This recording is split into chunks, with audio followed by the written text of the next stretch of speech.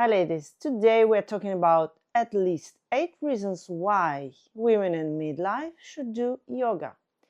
I am 44 and I'm doing yoga for 20 years.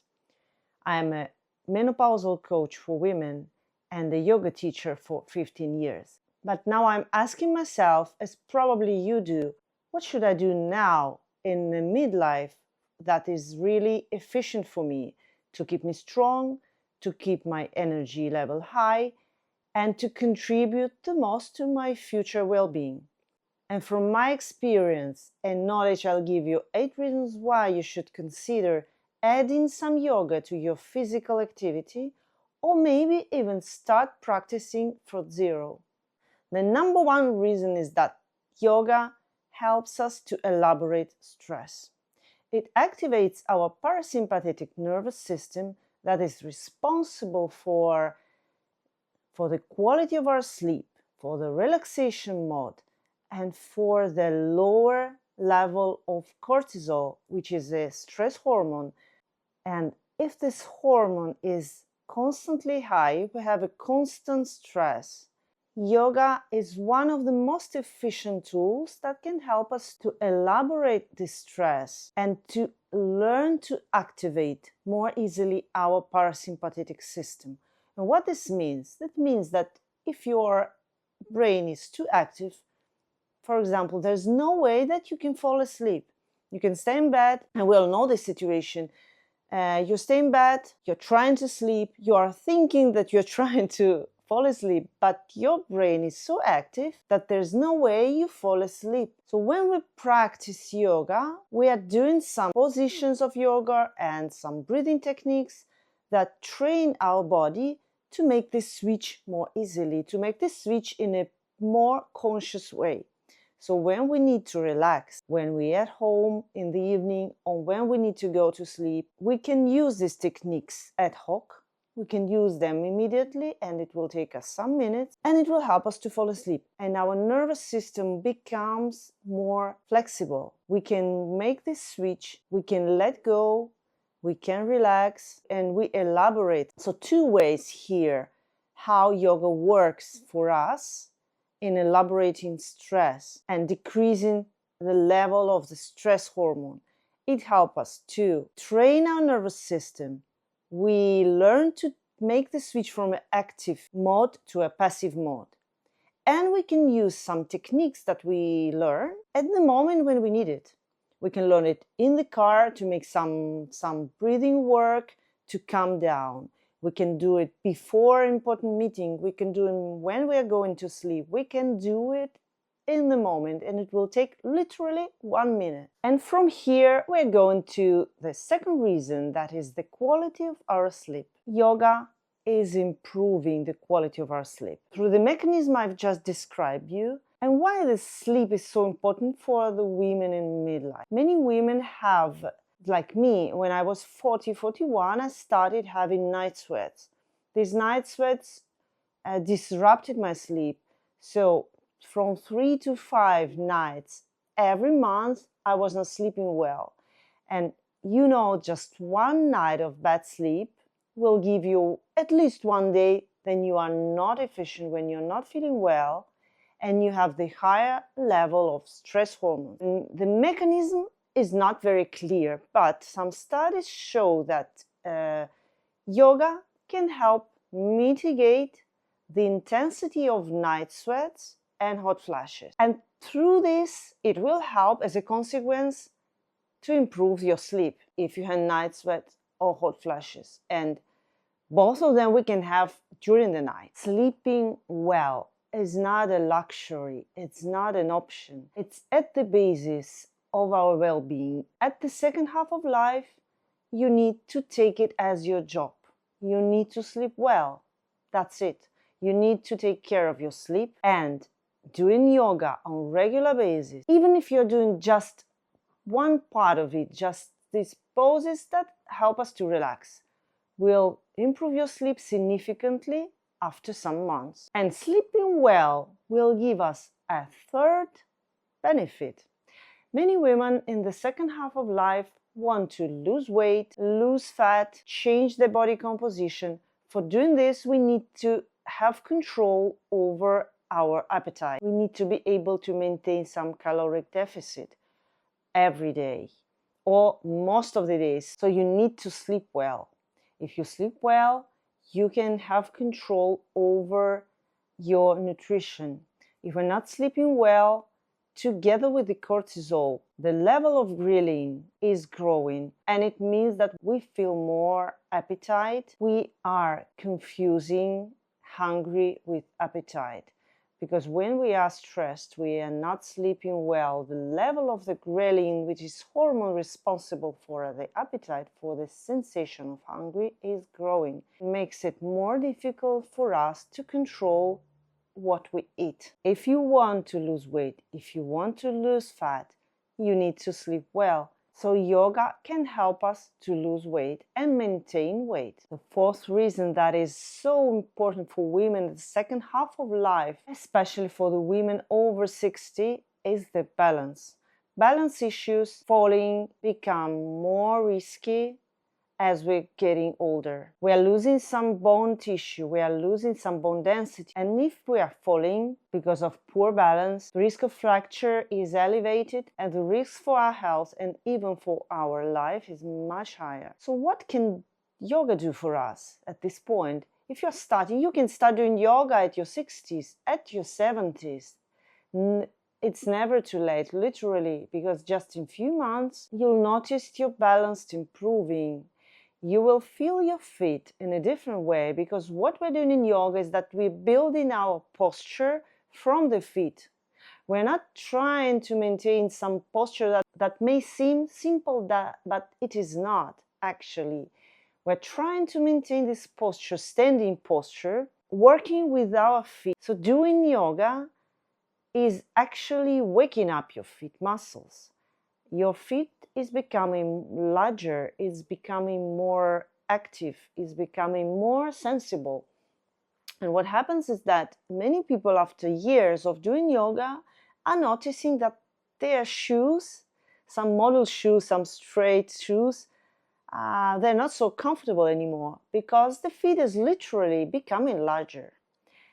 And that's a good thing, because the muscles, the small muscles that there are at the feet, become filled with blood, become active, they are working, and we are not having this feet with all the fingers smashed together. From this feet that is active, that is strong, that is flexible, you will gain more balance in walking, in running, in reacting on some situations when you need to catch your balance, and your posture and your walking will become more fluent, more relaxed, more beautiful. So what I'm trying to say is that we are not doing some exotic postures for improving our balance. We're just doing basic postures that are not banal, they are not so simple, but they are absolutely accessible for every woman, even if you start at your 70s. And we are moving on, and the next reason why every woman in second half of life should do yoga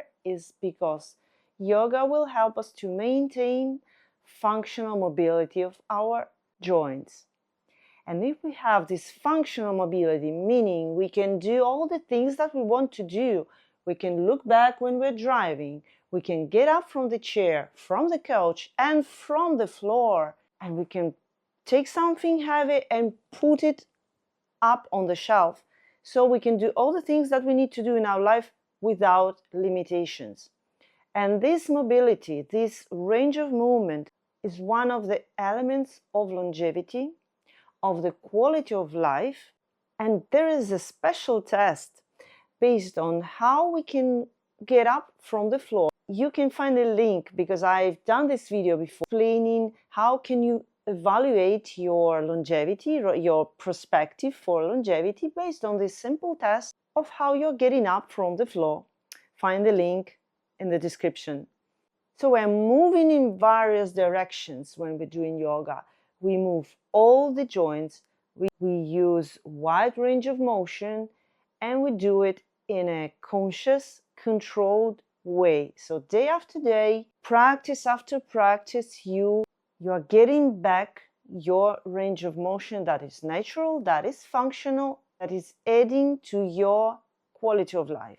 More than half of the women in the second half of life will have some pelvic floor issues, which are symptoms like pain and cramps and incontinence or prolapse. All these symptoms, like many others like urogenital syndrome of menopause, are connected more or less to the pelvic floor muscle functioning. And when we're doing yoga, we are improving the function of our pelvic floor muscles. Many exercises for strengthening, for relaxing, for improving the function of pelvic floor muscles are based on exercises from yoga. So done in a certain way, with a certain breathing, it will help you not only to mitigate the symptoms, it can help alleviate the symptoms, and it may even help you to upgrade your prolapse stage from more advanced to a less problematic. So just doing exercises of yoga, just doing a normal practice, general practice, you are improving your pelvic floor muscles health. Then you can go on and study some postures and use them as a remedy for your specific case. You can find many videos on postures for relaxation and strengthening of pelvic floor muscles on my channel. What I like in yoga the most, that it's improving connection between our body and our brain. When we're doing yoga, we're meant to be connected to the muscle, to our hip, to our finger, to our belly. We need to be very conscious. We need to make some small adjustments, and we need to be always so attentive to our sensations that at the end it helps us to improve our proprioception and interoception, which are two capacities of our brain to perceive our position in the space and to interpret and to hear the internal signals of our body. And for the women in the second half of life, like it happened to me when I was 41, I was starting having some night sweats and hot flashes during the night. Talking to my doctor, talking to my friends, I was hearing the same. It's too early, you are a healthy woman, you are eating well, doing yoga, you're doing sports. You cannot have the symptoms now, it's too early. And having this connection with my body, taken from yoga, has given me this security. I trust myself more than I trust all these people that, even if the intentions are good, but they cannot feel what I'm feeling, and I know exactly what is happening to my body. So this mind-body, brain-body connection is so important because it gives us the capacity to interpret, to hear the signals of our body, and so then we can take action. We can go and change the doctor, look for another specialist that is more informed and more attentive to menopause issues and to perimenopause issues when you are too young for having some symptoms. And of course, this mind-body connection helps you in all kinds of situations, like you are controlling your appetite, you are conscious of being full, or you're conscious of not being so hungry anymore, so you can stop. You're conscious of how you're feeling, so you can say, today I'm not working out so hardly. I don't know why, but I need rest. So I don't care what my program says. Today I need some rest. Today I need some stretching. I won't do this. I will do something that I'm feeling my body really needs. I am attentive to my symptoms, even if they are small, if they are tiny, and I am not afraid of what's going on. I am observing and I am taking action for the sake of my health, for the sake of my well-being. It's the last but not least reason why you should do yoga, if you like it. If this kind of physical activity is giving you joy, is giving you a sense of peace, you need to do it more, and then adding other physical activities that are also important for women, like weightlifting, like some cardio. But what is really important is that you need to enjoy what you're doing, because yes, we need some physical activity. We need a regular physical activity in the second half of life, but we need to be able to maintain it for years, for the rest of our life. So we need to like it. If you like it, you will likely find time for it. If you like it, your nervous system will be happy, and it will also improve your mood and your emotional state. It's not all about physics. So you need to be active. If you know that even though you are advised to do weightlifting, but you enjoy yoga the most, so do yoga and let it be your principal physical activity. And then think of adding some weightlifting, some exercises, some other work that you really need for your health.